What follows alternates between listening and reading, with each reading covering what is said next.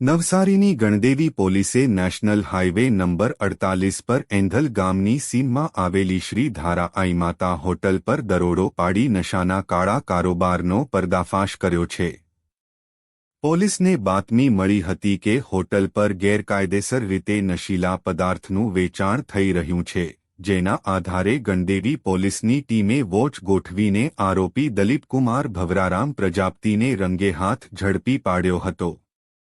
પોલીસે આરોપી પાસેથી આશરે 3 કિલો જેટલો પોષડોડાનો પાવડર અને મોબાઈલ ફોન મળી કુલ ₹54,415નો મુદ્દામાલ જપ્ત કર્યો છે। પ્રાથમિક તપાસમાં સામે આવ્યું છે કે આરોપી હોટલ પર આવતા ગ્રાહકોને આ પાવડરનું છૂટક વેચાણ કરતો હતો। હાલ ગણદેવી પોલીસે આરોપી વિરુદ્ધ NDPS એક્ટ હેઠળ ગુનો નોંધી વધુ તપાસ એસઓજી નવસારીને સોંપાઈ છે। Gujarat command live Ashok Joshi, Bilimora.